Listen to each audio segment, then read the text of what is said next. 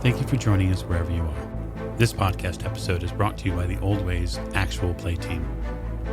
This actual play uses the 7th edition Call of Cthulhu tabletop role-playing game rules by Chaosium. This actual play is performed by adults and in an adult setting. While we try very hard to stick to languages for all ages, listeners should know that this podcast may include mature themes. All content, including names, places, events, companies, and etc., that may bear resemblance to entities living or dead, is strictly coincidental. My name is Michael Dent, and for tonight's game, I will be your keeper.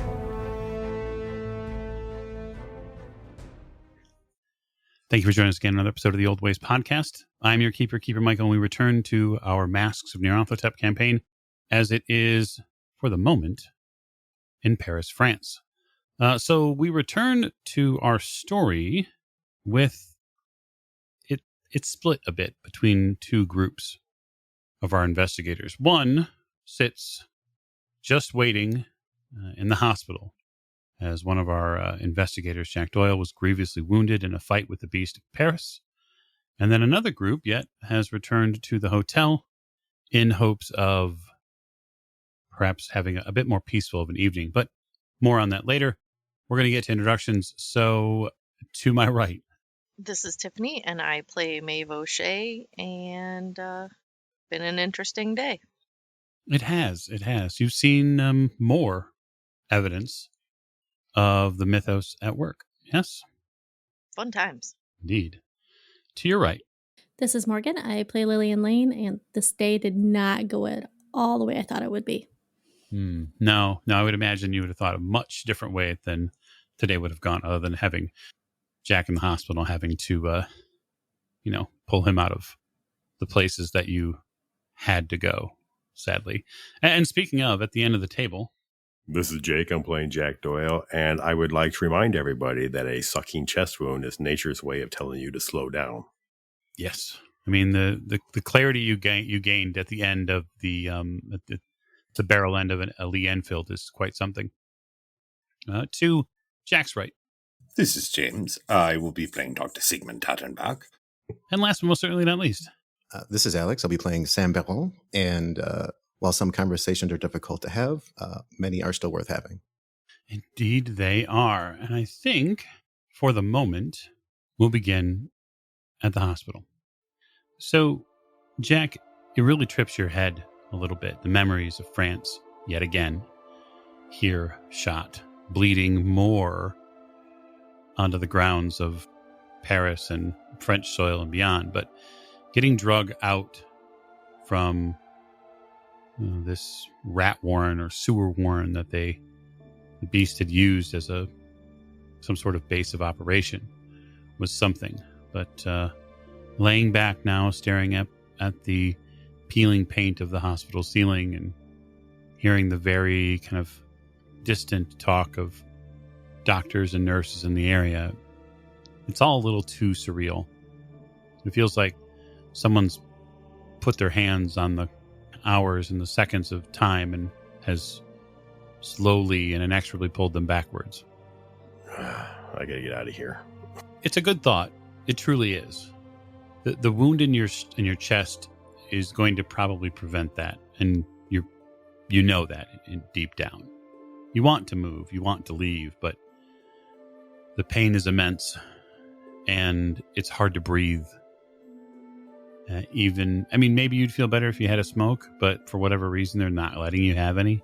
It's terrible. Well, how can they expect people to recover if they can't smoke? I'm not sure. Miss Lane, you're not too far away.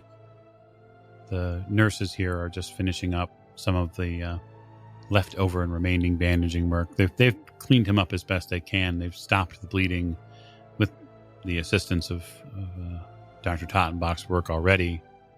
But the French staff here is very concerned for him.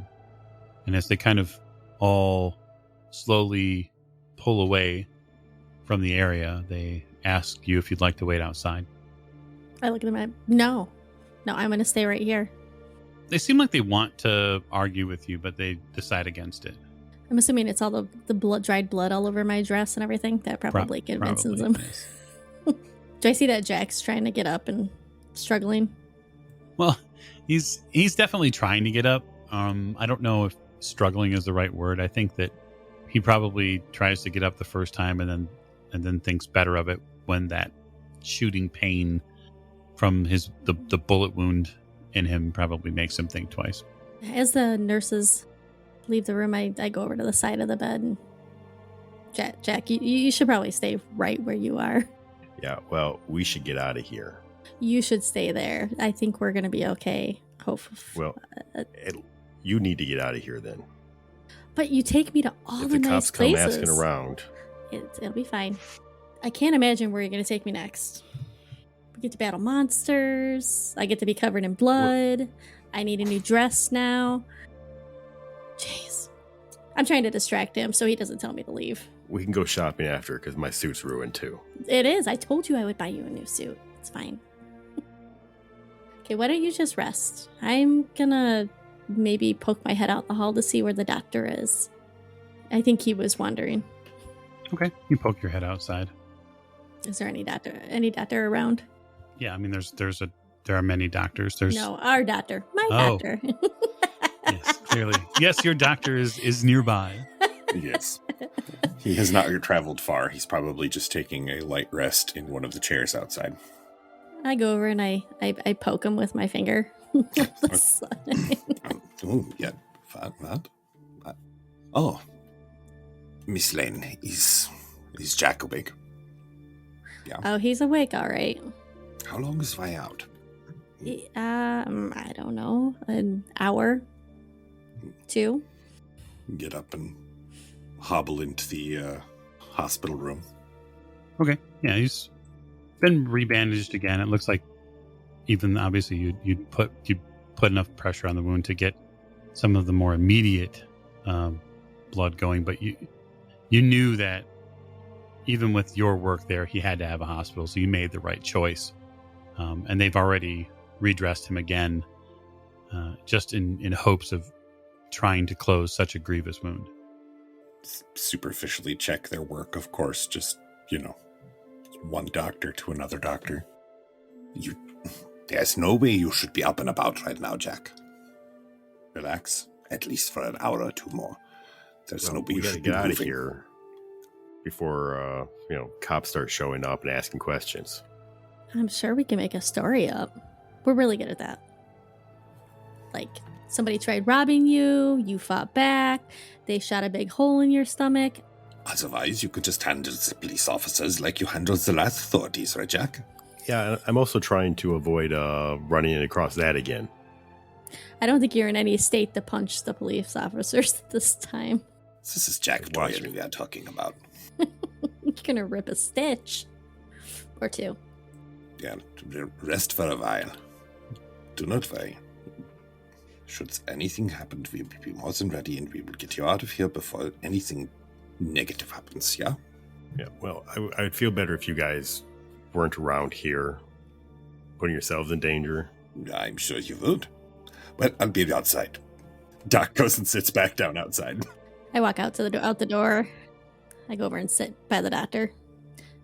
He is like the most stubborn man I've ever met. Yeah. If I didn't know he was Irish, I would swear he was German.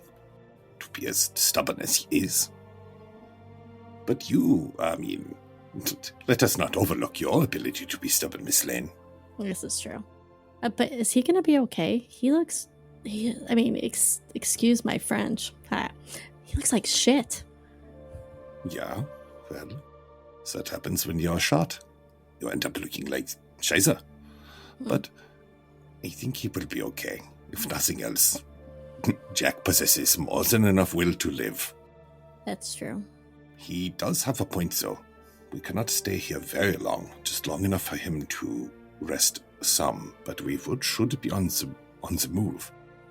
I know. So maybe give it another couple hours and then maybe we get him out of here? Yeah.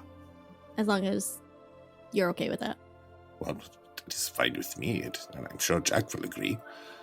So at that time, we just keep our eyes open, and if anything should happen, we move on the dimes, yeah? Yes, and while we're waiting, I think I might see if I can go borrow an outfit from one of the nurses. Because I'm looking a little, Spattered? yeah, a little out of place. Fair enough. We'll leave you three there for the moment. So, back at the hotel, I would ask then, Sam and Maeve, when returning to the hotel, are you going to make any sort of special adjustments, or you can do anything specific before you get there? I'm wearing all black, so I doubt much showed up on my, I mean, I probably smell like a sewer, but, you know, Yeah, there is that. it's the latest perfume. Other than that, yeah, I'm just gonna quickly go to my room and change my clothes and, well, first start a fire. Well, not like a fire, but in the fireplace. And then warm up my room and then probably take a shower and stuff. When you enter the hotel, you get a few looks, obviously. Essential Oilers will not. When you get into your room, the room is like, it's frigid. It's freezing for you. Right. The fire is not an optional item. It has to come back on. Mm-hmm. And then, so Sam, when you head in, what will you do? Are you going to go clean things? Or are you going to? I'm carrying bags full of stuff anyway, so I will likely take the service entrance and just appear as if I belong there, and use the service hallways to make my way to the stairs up to the rooms. And then once there, the first thing we're going to do is inspect the Lee Enfield and make sure that all of my sights and everything are aligned properly. Given the situation, yeah, it was dark, but if we're going to be subterranean, I need to find a more effective way of illuminating things without having to hold on to a torch. So I probably ponder that for a little bit while I, get my clothes bagged up for the wash. I'll probably wash up at the basin there, and then whenever I wrap that up, I'm going to pick up my notes.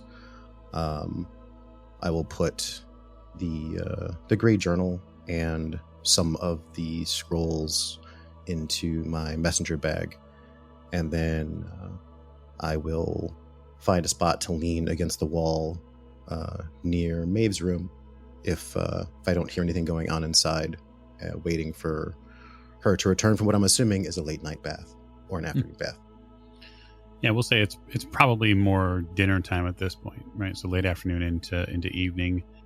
That said, you do notice something about the Enfield, like as you inspect it.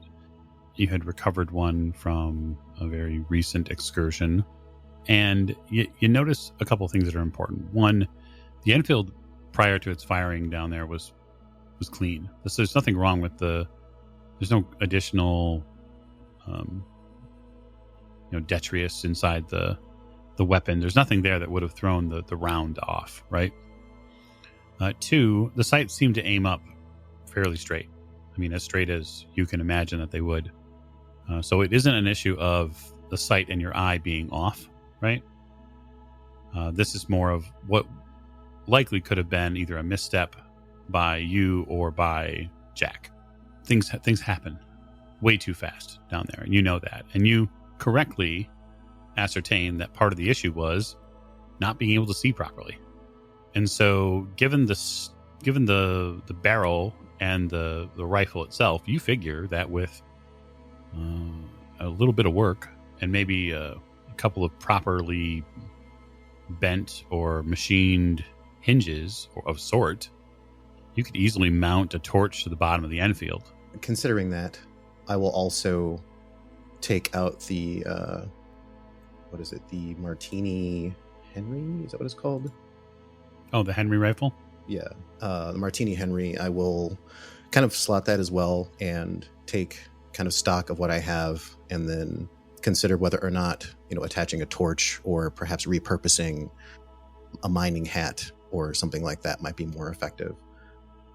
And I'll kind of be doodling in the margins of my notes how I might want to handle that while I wait for Maeve to finish up. Okay. Your biggest concern right now is weight. Sure. And I'd have to correct for it by either adding some, counterweight to the stock or just kind of recalibrating how I fire these particular weapons, considering, the Henry is obviously weighted a bit differently. So. Oh, yeah. Yep. And you don't want to slow down the lever action, which is what gives it its advantage. Sure. So as far as your bath and or shower goes, Miss O'Shea, getting the fire started is a good start. The hot water the hotel provides is a godsend because it ends up being a situation where you spend probably an additional 10 minutes just with the taps open as hot as they can get them to kind of warm all of the skin. And you kind of soak there in the shower, just hoping to warm yourself up, as it were. And the more rougher parts of your body especially need even more warmth. Yeah, I probably take a bath because then I can just soak and warm up, get your core temp up. You do, and it is very helpful. It probably takes about a half an hour or so because the water here only stays warm so long. Right. Yeah, and then after that, I'll slip on a dress, I guess, like a slip dress, and sit in front of the fire with a few books. So. Okay. Yeah, after a half an hour or so, the fire has gotten to the point where it has warmed the room a bit. And I'm probably at this point keenly aware of sounds in the area. Sam, you would hear her move from the bathroom to the main portion of the hotel room. Okay. I will, still kind of looking at my notes, I'll, lean over and softly tap on the door. Come in. I slide in and shut the door behind me, close up my notes, and how warm is it in here? It's warm. It's like if this was, if it's the room is heated right now as if it would be a midwinter, like the bone dead of January for Paris. It's warm. Okay. It's like tropical in here. Pretty much, yeah. Especially from the added bath, the steam from the bath coming out. Which I'm sure she's not going to close the bathroom door. She's going to let the steam out into the room. Yep. I'll take a deep breath. I haven't really gotten a big dose of humidity since I've been on the move, so this is interesting. I'll unsling a messenger bag and kind of toss it on the table. What's up? Well, quite a bit, I would think. How are you feeling? Okay, I guess. How are you feeling? That's a very complicated question. With a number of answers. I don't know that we've necessarily been properly reintroduced. I would ask that you refer to me as Sam, if that's okay. Sure. May I sit? I'll gesture to the chair. Yeah. So, it seems that you've proven to be extremely capable, formidable, as an investigator with some curiously mysterious and otherworldly powers. Mm-hmm. Do you find that the sources of these powers are a concern to you? What do you mean? Like, am I gonna blow all of you up at some point? No, I'm at this point unconcerned. I believe that you're a person with a reasonable amount of discretion. No, it's more a question of whether the exchange for them is coming at the expense of our purpose here, and whether you are knowingly or even unknowingly, or even worse yet, assuming that you are perhaps discerning enough to outwit or outmaneuver entities that do not have human motivations or incentives in an effort to understand their power. I know what the price is for what I do. Your personal price, certainly. That's not what I'm talking about. I suppose to rephrase. Are you in danger from what I'm reading or what I'm studying? No. Oh, I would sorely disagree. The lack of knowledge that your companions might have solely is, I would consider, a danger in of itself, which is kind of what brings me here. Is the box in the room? Which box? The chest that has all the stuff in it. Yeah. Actually, I'll walk over to it I tap it with my finger. Mm-hmm.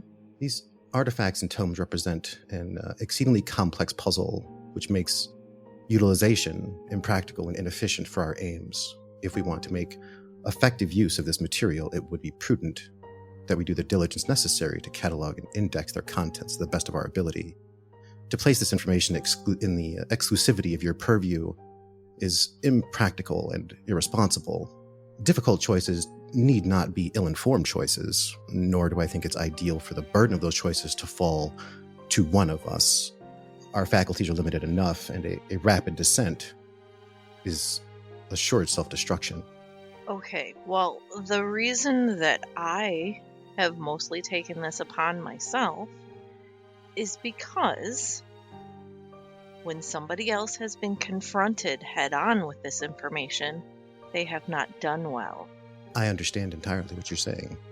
Recent example is Lillian and the bar. Example before that was the doctor and the shell. Before that, Mr. Doyle didn't have a good time in the cave. And you seem to think that you are well-adjusted. No, I know that I'm not. I have had my own run-ins, but as of right now, I believe that I have enough of a grasp on the mythos or the things that are around us that if I take my time and I am careful, that I have the willpower and the power to overcome a lot of that. I don't necessarily disagree with you. But if these powers are to remain a mystery to your companions by choice, then it is up to someone else to take on the responsibility of determining what may be useful for others to know, understand, learn, and or practice.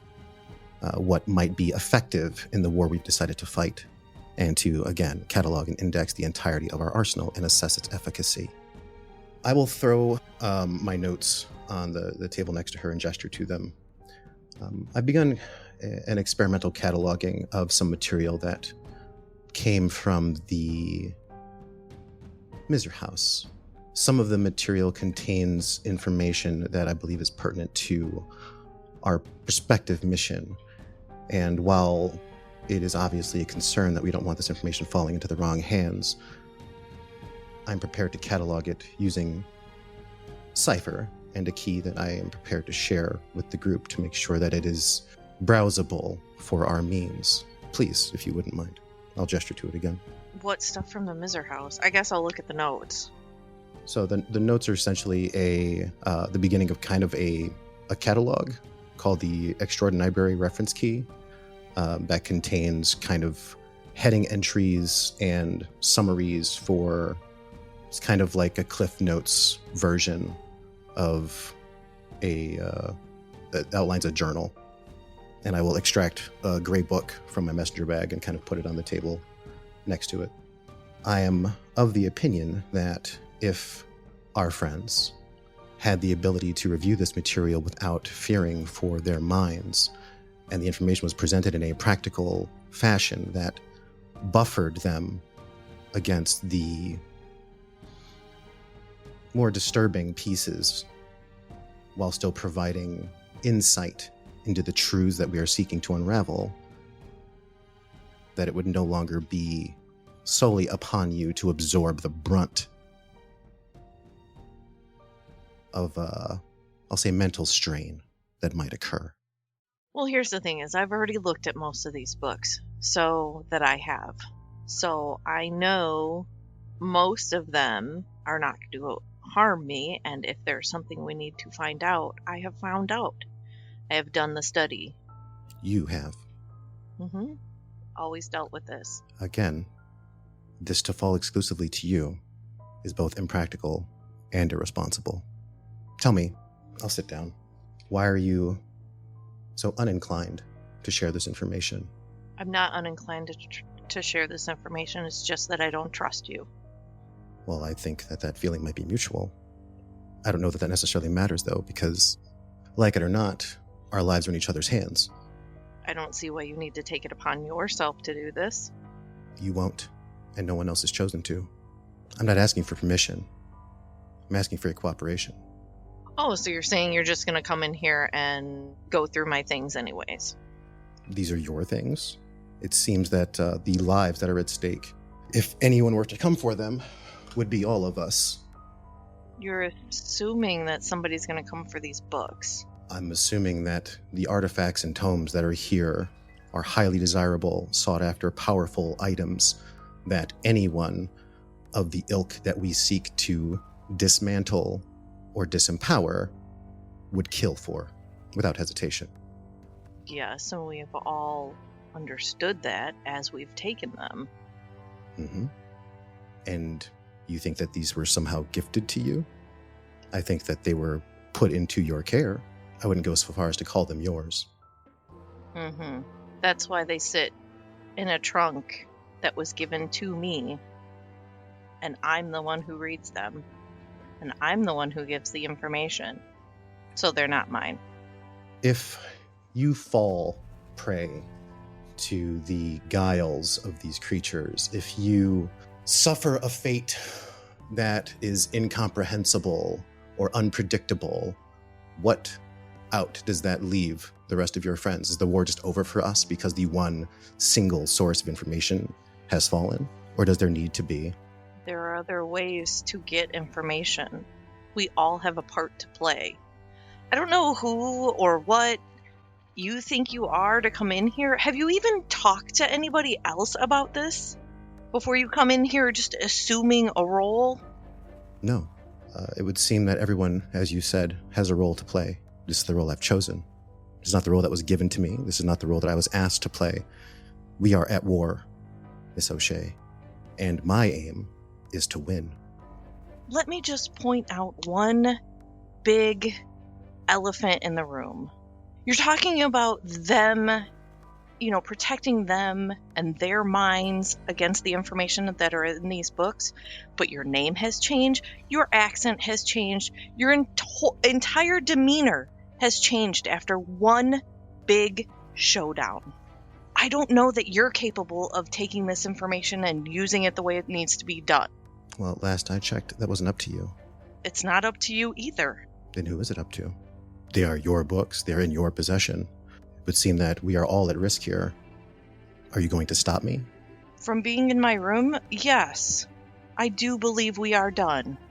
It's troubling.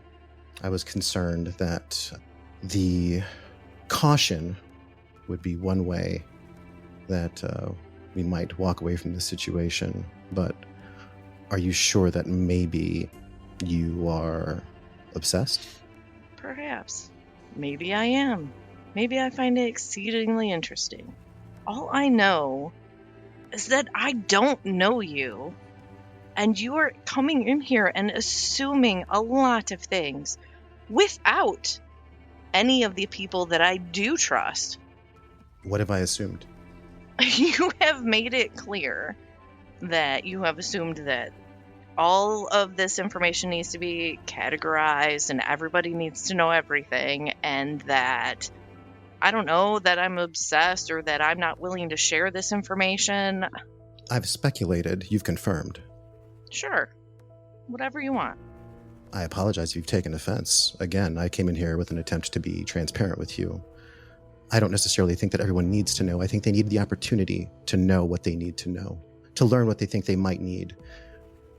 Who's to say that it wouldn't be extremely tactically effective for more than one person of your troop to be able to command the presence of an otherworldly creature with their voice, to be able to obscure vision?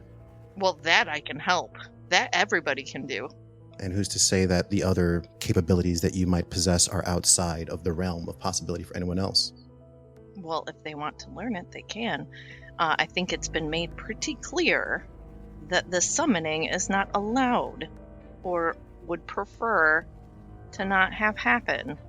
But you just said that this was all on you, so if they did want to learn and they came to you in the same fashion that I am, you would be more giving, you would teach them, you would coach them, you would train them, you would groom them, you would mentor them. Would you guide them, usher them? Nobody has seemed to want or need the ability to do so. And yet, there is someone in your room right now. That is not what you have asked me. You basically said you wanted my cooperation and that you were going to go and get the information whether I helped you or not. Basically assuming then that you were just going to come in here, get what you need, and leave. Like, this is some sort of library. Extraordinary library, actually. You have not been very polite. Saying that you're being transparent doesn't make it seem like you asked. I'm sorry, was I supposed to kowtow to you and beg you? No. Then how would you have me ask you? Well, considering everything's in my room, and they are in my care... By circumstance, certainly. You basically came in here... You just made a lot of assumptions that I don't think... that had you approached this situation differently, may have gone another way. And yet you can't tell me what the difference would have been or should have been. You didn't come in here and say, hey, don't you think... You started with the, don't you think more than one person should know what you know? And then led with the, I'm going to do this, whether you help me or not. It would seem that's what you've glommed onto, but the first thing I offered was a sharing of information, including that cipher and that journal. Well, what do you want exactly? I already told you what I want.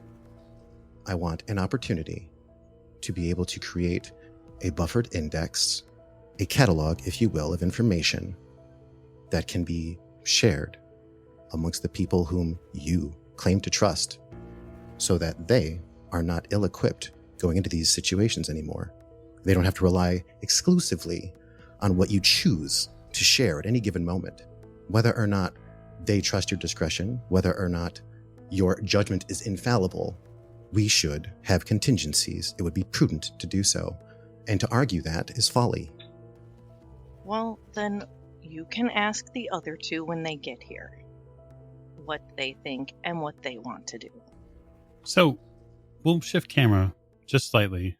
The doctor is, after taking a bit of a constitutional, has arrived outside the hospital, not far, perhaps a block or so, near one of the Paris art walks.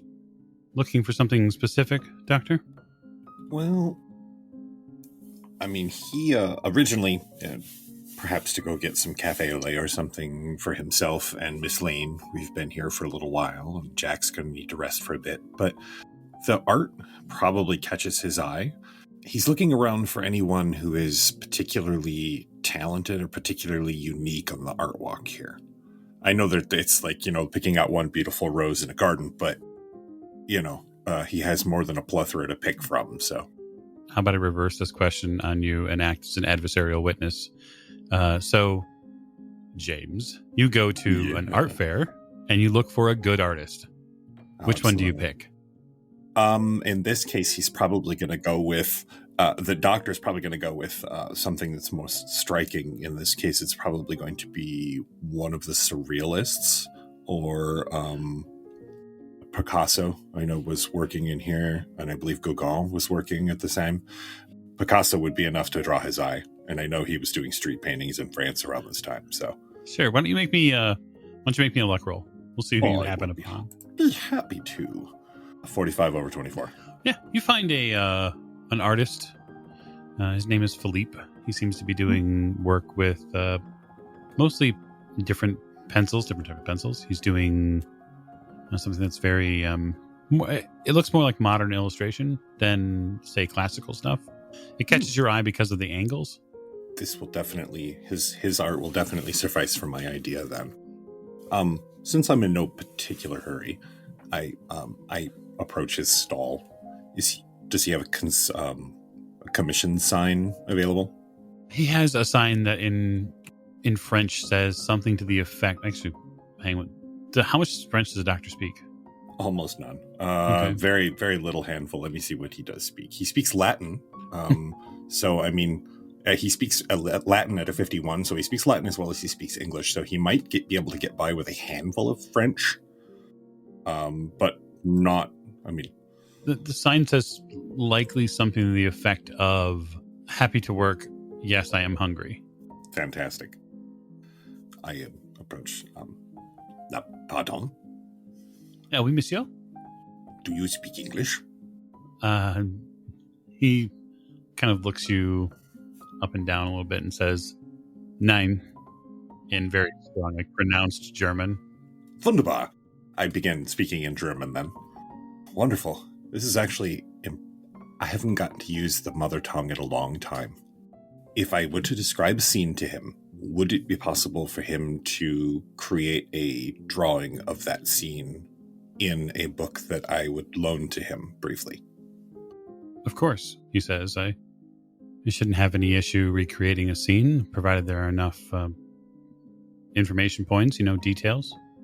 I've written down a lot of them, but I also could relate anything that you needed to know. Would, say, an hour be enough time? For a rudimentary drawing, yes. Wunderbar. How about 2? He pulls out money. Certainly. He perks right up. He kind of sets the drawing to the side. I give him twice his normal fee, and then over the next few minutes, I describe to him the scene in the basement of the Juju house, but I tell him it was a nightmare that a patient of mine had, and that I am utilizing it as an exposure therapy device. All right, so I'm going to have you make a power roll.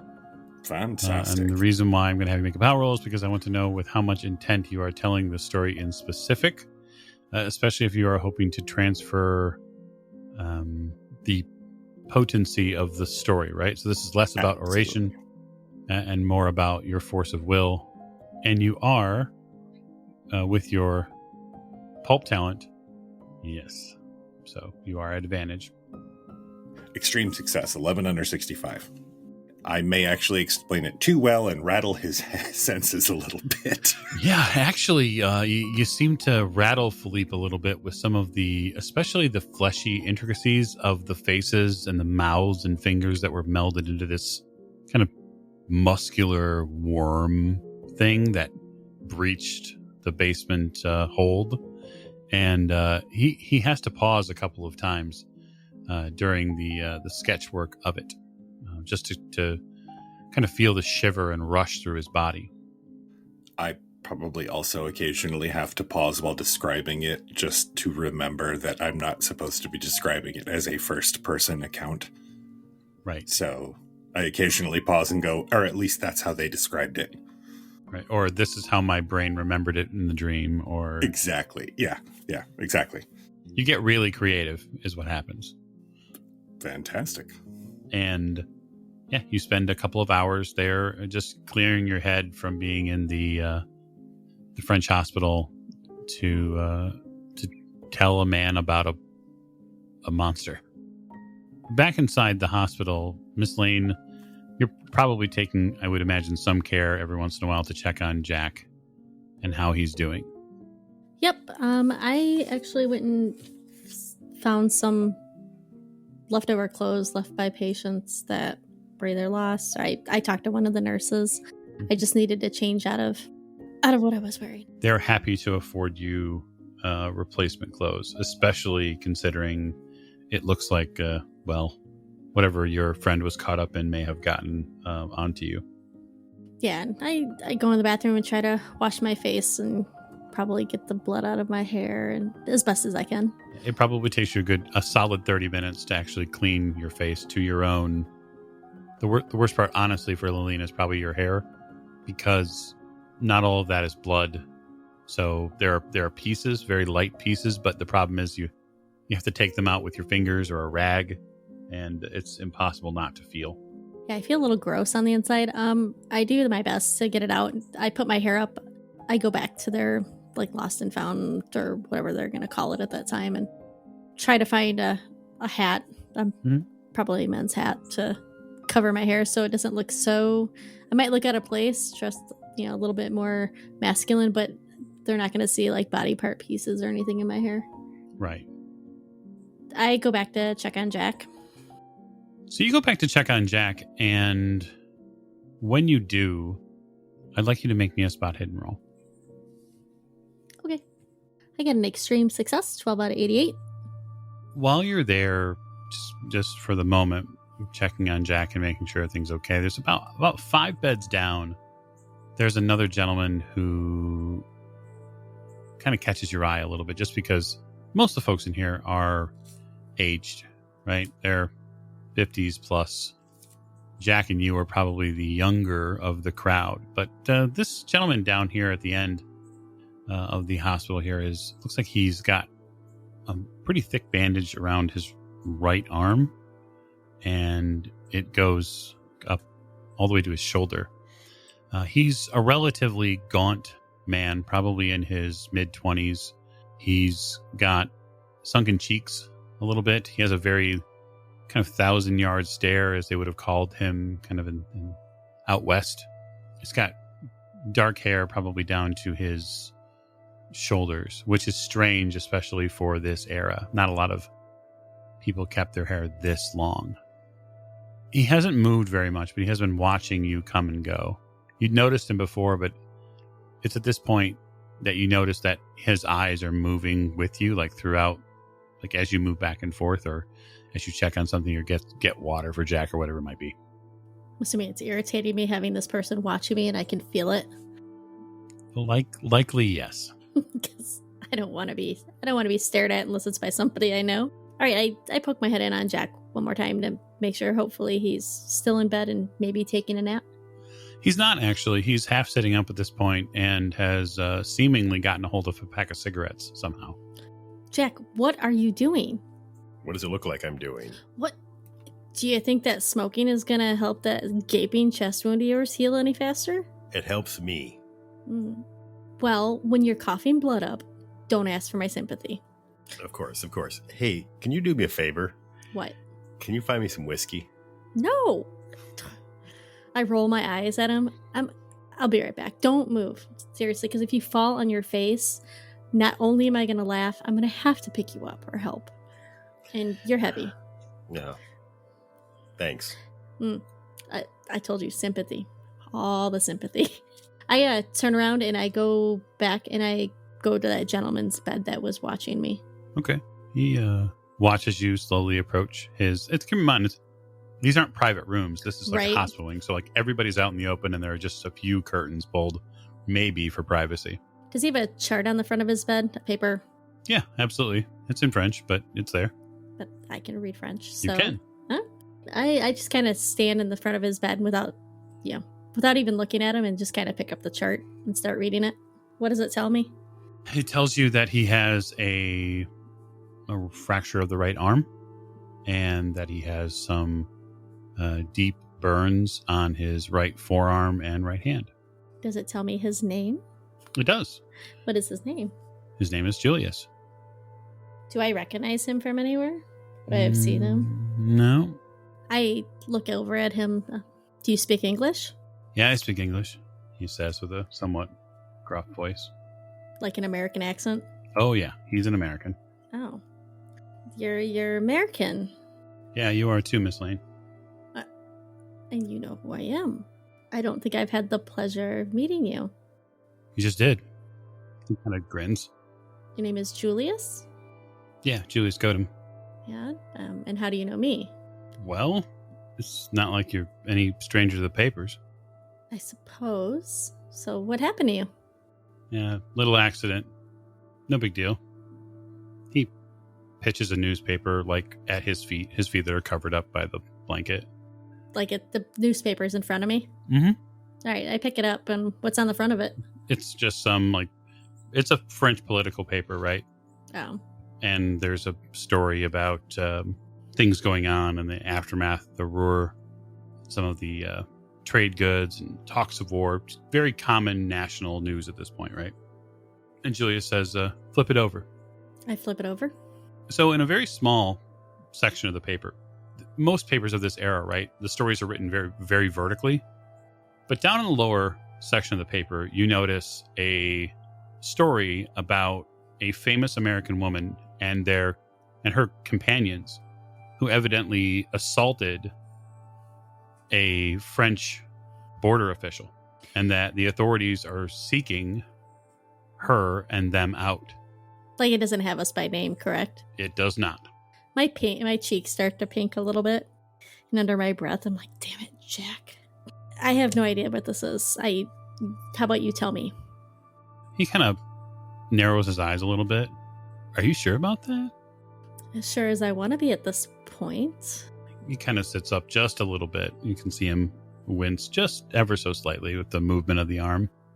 See, the way I see it, maybe you and your friends decided to get into France no matter what. Listen, I don't have any problem getting into any country. He smirks. Hey, I'm not the French police. I don't care what you did, Miss Lane.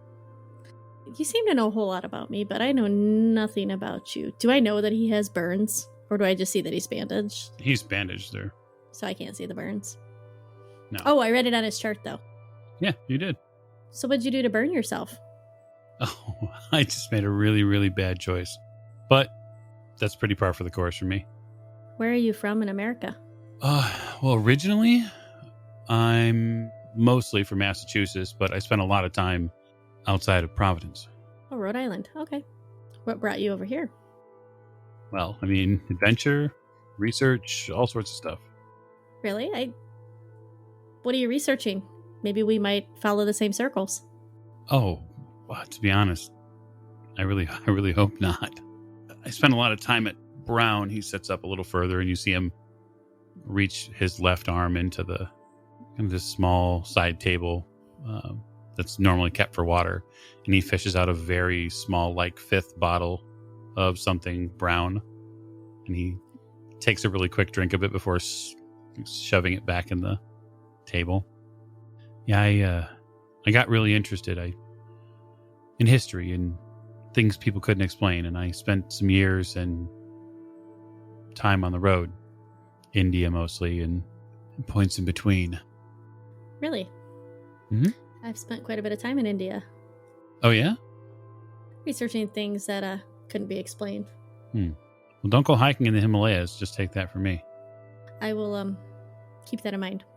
Well, are you traveling alone? Yeah, normally. It's easier, and quite frankly, it's safer for everybody if I do. I have found it that it is very pertinent to have a support system, especially when you're getting into dangerous situations. Yeah, you might be right. If you ever need anything, feel free to look me up. We're doing quite a bit of traveling. Anything's pretty broad.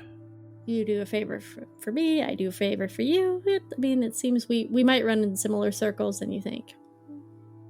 You know, the whole unknown thing. We might. You never know. Maybe we'll see each other out there. We're headed to Africa next, so. Oh. Wow. Well, pack light, I hear, as far as the clothing goes. It gets pretty warm. Yeah, there won't be a whole lot of need for evening dresses there. He lifts up and looks a little bit down the row at all the beds. That's a friend, I assume? It is. Listen, I'm leaving here tonight.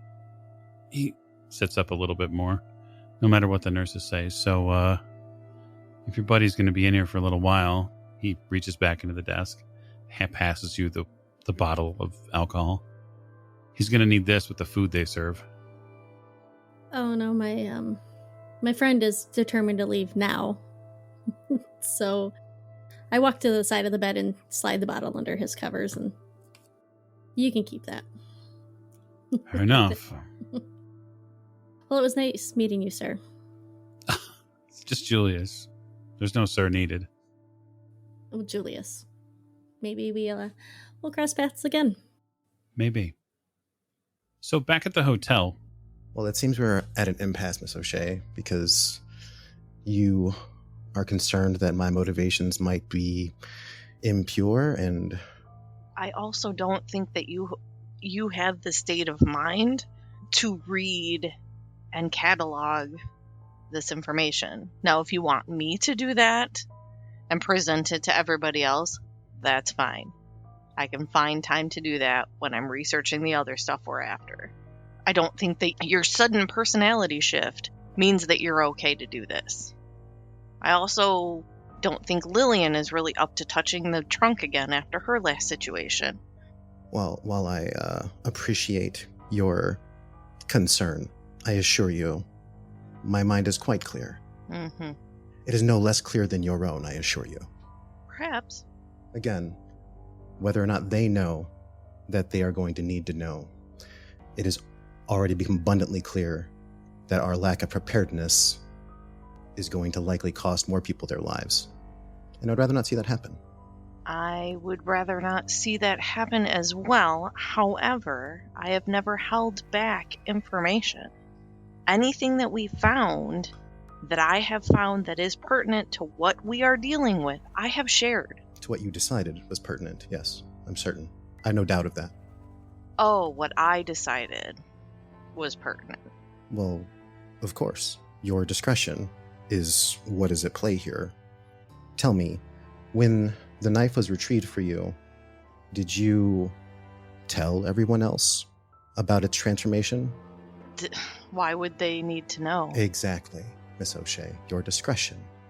The nature of the beast is what I'm referring to. So you're saying that I'm just hiding a bunch of stuff? I'm saying that you are not You know, necessarily we've already being had this forthright. conversation, actually We haven't, once. Miss Yes, O'Shea. we have. No, we haven't. Well, I'm sorry. Simone and I had this conversation, and this is the point that I am making. How about I talk to the other people that we are with, and I will give them access to information. Okay? I'm afraid that won't do. What do you mean by that? I mean that it's pretty clear that you wish to remain the exclusive source of this information. No, I do not. But have Okay. you seen how other people have reacted? Yes, I have, which is why I believe it would be, once again, prudent. And I don't think that you're the person to be dealing with this. Well, I'm sorry, that's not for you to say. It's not for you to say either. I'm going into this knowing full well what the possibilities are. And so did I. So wherein lies the problem? Okay, I'll say it plainly. I don't like you, and I don't trust you, and I do not want you in my room any longer until I speak to the others. Thank you. Have a good evening. Sure, then return the knife. The knife that Simone retrieved for you. But that's not yours. Nor is it yours. It was given to you to study and to share information from. There was no information to share. Oh, there clearly was, and you didn't. Which you just made clear by telling me. Why would they need to know? It's a weapon that has helped us. Hmm. How is that any different? So you're telling me then that every time Jack gets a new gun, he needs to explain it to me? Do guns transform of their own volition? Do they have intent or otherworldly machinations? Are they crafted from materials that morph and reshape themselves? No. These are tools of man. Mm-hmm. Well, I'm not giving it back. So you are laying claim to all this material. No, I'm laying claim to the knife. Why is the knife any different? It's just a weapon. I have a knife I could give you to replace it. Because I like this one. I'm sure it likes you as well. Perhaps it does. Much like the other toys that you've been dabbling with. Books? Masks. Certainly. So why haven't you told anybody? Why are you holding this over me like blackmail? I'm not holding anything over you. I'm reminding you what the situation is. You're reminding me that you haven't said anything either. About what? The knife? I'm leaving it up to you. You are an agent of your own volition. It is not my intention to create dissent. If you're so concerned, though, you could share this information yourself. I'm not concerned about you or what happens to you or what your intentions are. My concerns are for our objective. My concerns are for the destabilization of these power structures. And ultimately, as I stated, when I came into this room, you've proven to be extremely effective in that mission, and I have no desire to get in your way. However, if you're going to continue to be a bottleneck of information, I'm taking it upon myself to relieve that pressure while not disturbing your particular endeavors in any way, shape, or form.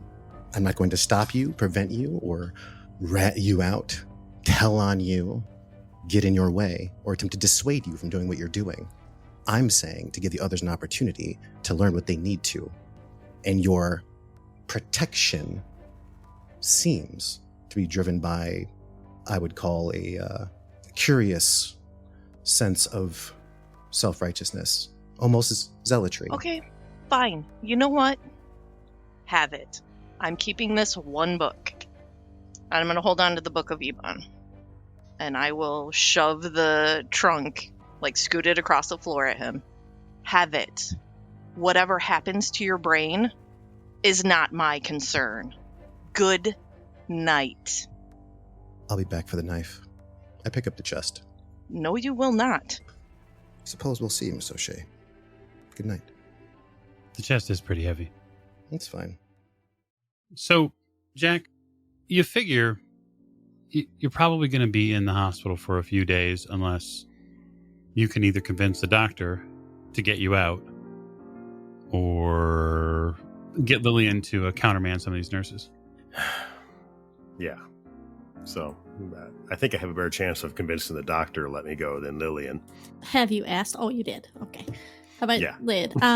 So, well, now that I come walking back to where you are, and I have the newspaper in hand that Julius had given me, and I'm kind of looking over my shoulder a little bit. Is there any police or anything around, Mike? Yes, they're full. The entire hospital's full of police. Well, No. Well, no. shit. No, there are no police. There are no noticeable policemen around. Yeah, they're Okay. combing the building right now. Yes, as we would call them in Paris, the gendarmes are not available. Is Jack still sitting on the side of the bed? He's probably gotten him into a bit of a slightly vertical position, but it's still pretty hard. I come over and I sit next to him on the side of the bed, and I shove the paper into his hands. We gotta go. This is in French. Oh, well, it talks about... Yeah, you don't read French. It talks about our little escapade when we were coming into France the other day. You know how you got in a physical altercation? Yeah. Yeah, I'm not surprised. Why do you think I want to get out of here? They're looking for us. Yeah, why do you think I want to get out of here? And more likely you. Do you want to be stuck in a French prison? I don't want to be stuck in a French prison. Right, get me out of here. Okay. Yeah, I'm gonna go find one of the nurses.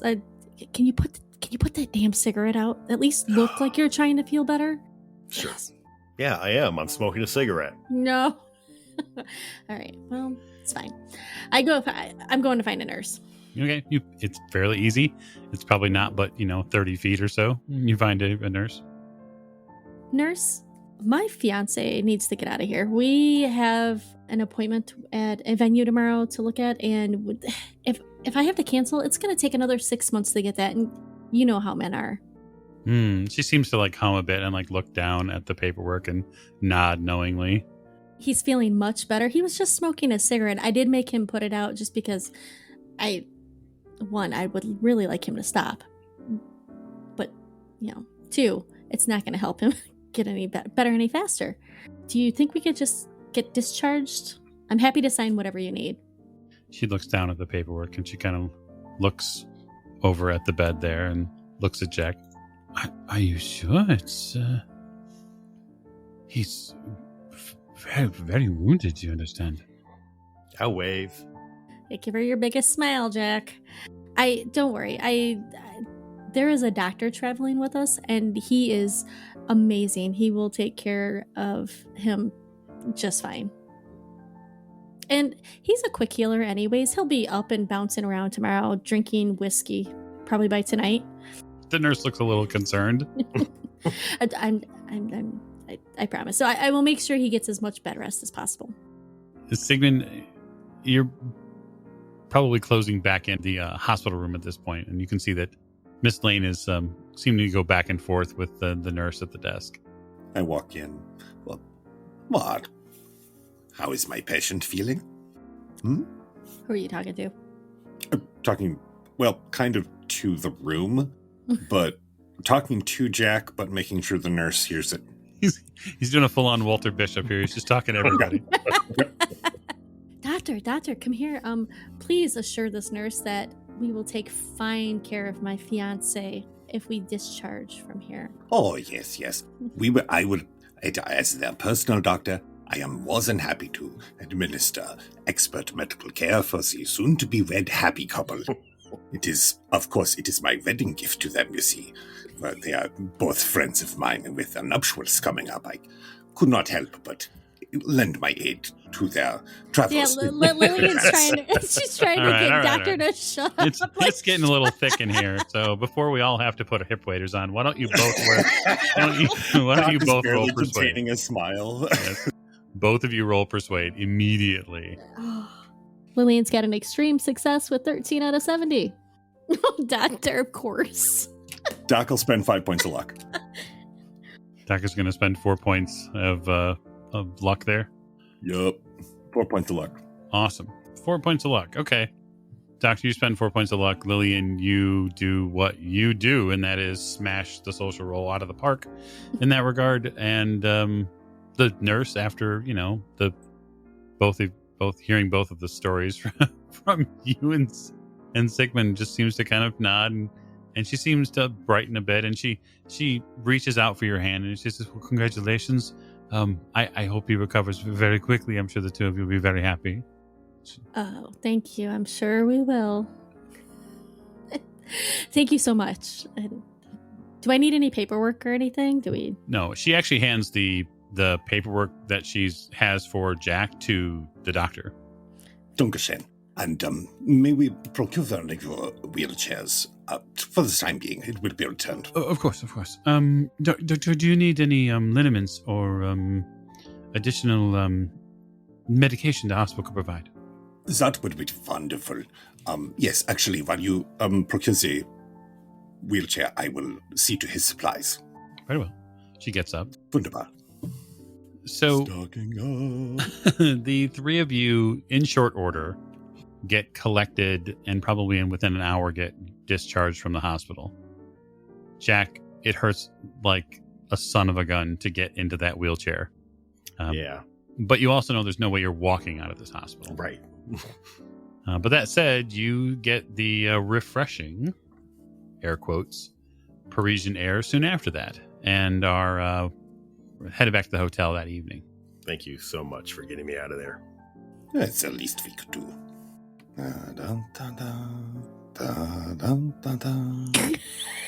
What?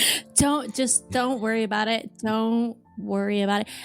As we're rolling out of the hospital wing, I turn back and look at Julius. He's gone. Oh, he's already gone? Oh. You didn't even see him leave. Yeah. All right. Let's get out of here. It's later on in the evening, probably towards the 8 o'clock hour, and you arrive back at the hotel. It's in one piece.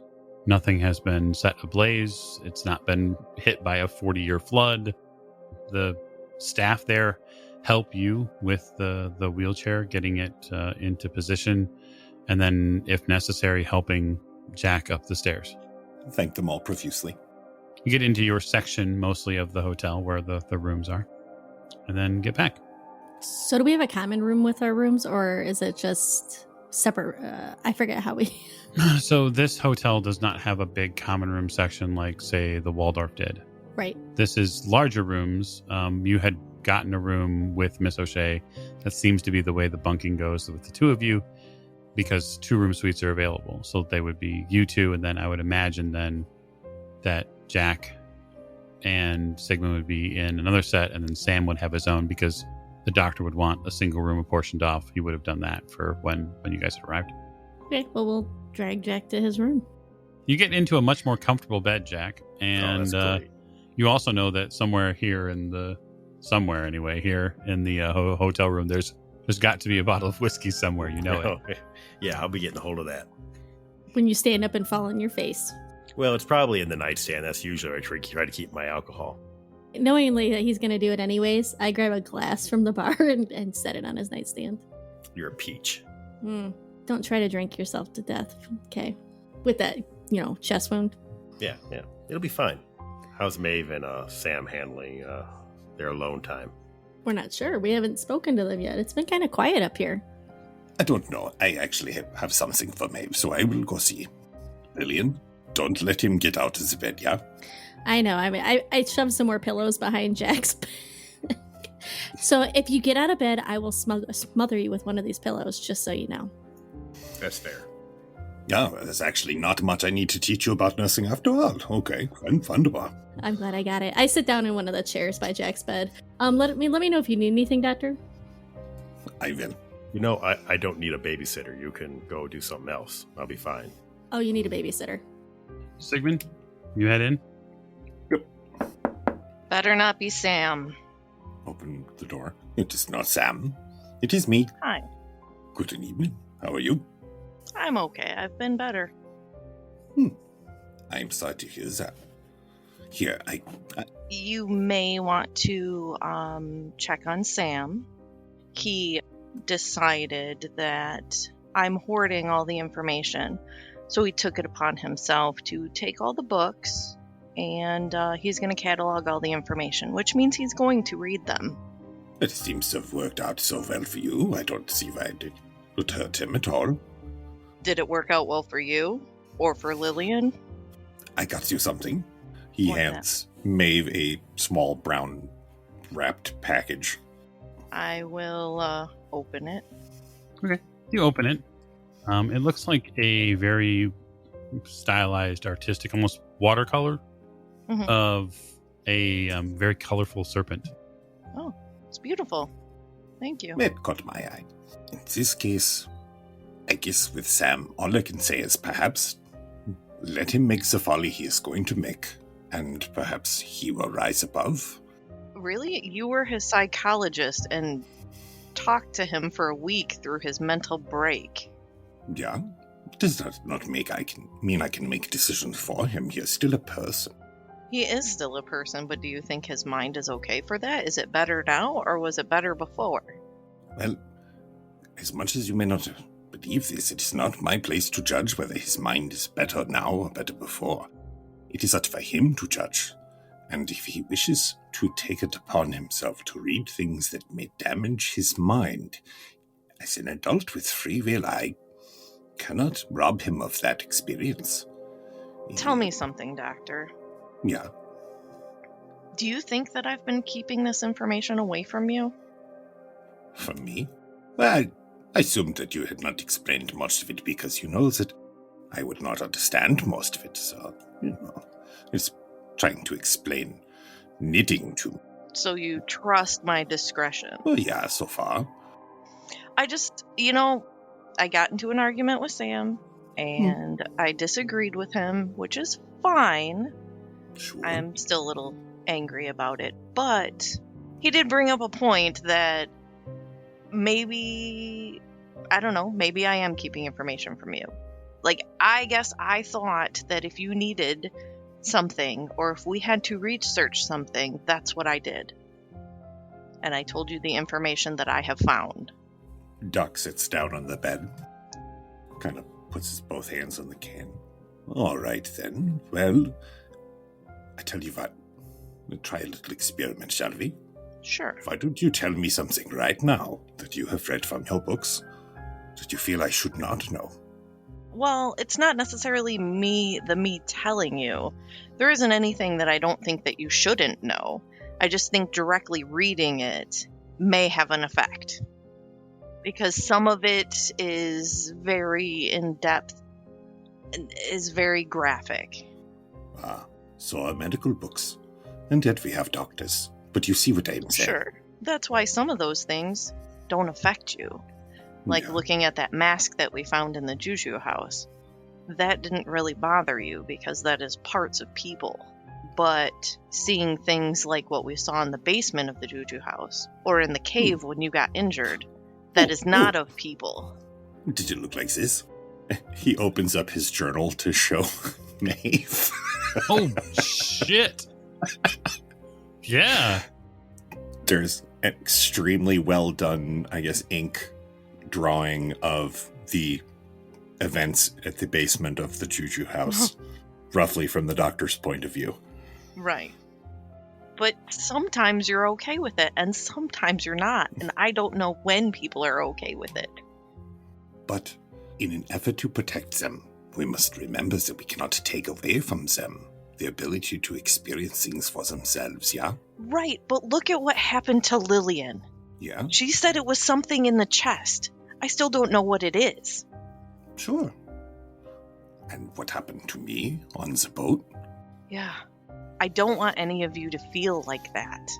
We understand that you do not want this, and that it causes you pain to see us like this.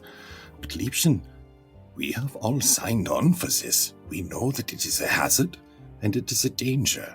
One does not join a war and think to be safe. One joins a war knowing that the enemy may kill them. But if you try to protect everyone, then it is almost guaranteed that you will go first, and I would not like that, Liebchen. Not at all. Something to think about. I would never stop you in your pursuits.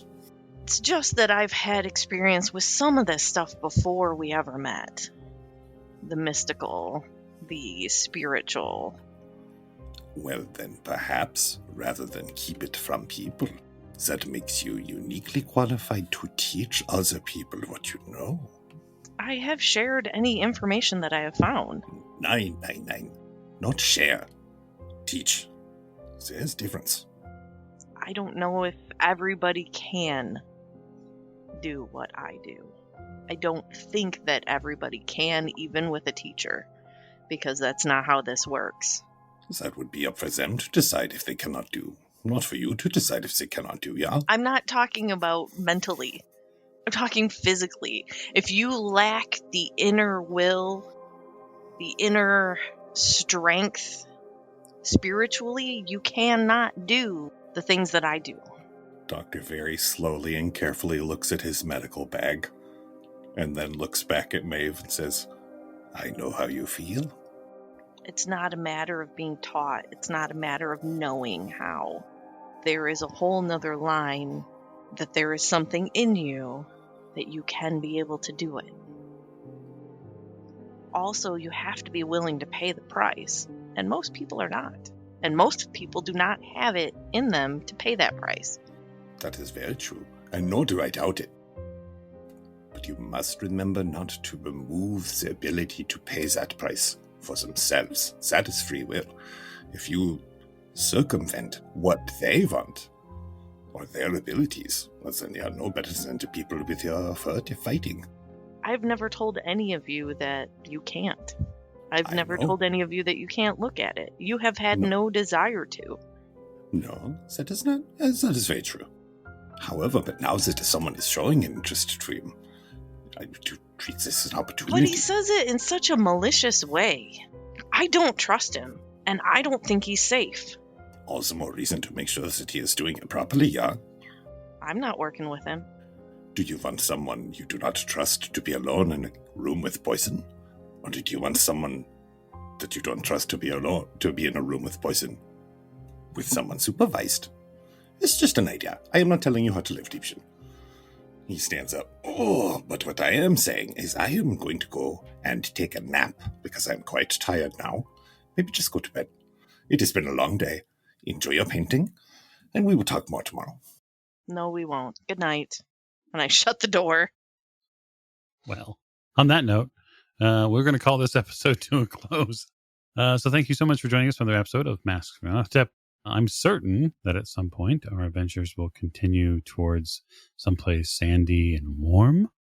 But for now, we hope you all are enjoying the show, and we hope you all will come join us on the Discord server to interact with our cast and our crew. And then even consider checking out the Patreon, which is by now, by the airing of this episode, will include our third campaign announcement. So again, we thank you for your listening ears. Good night.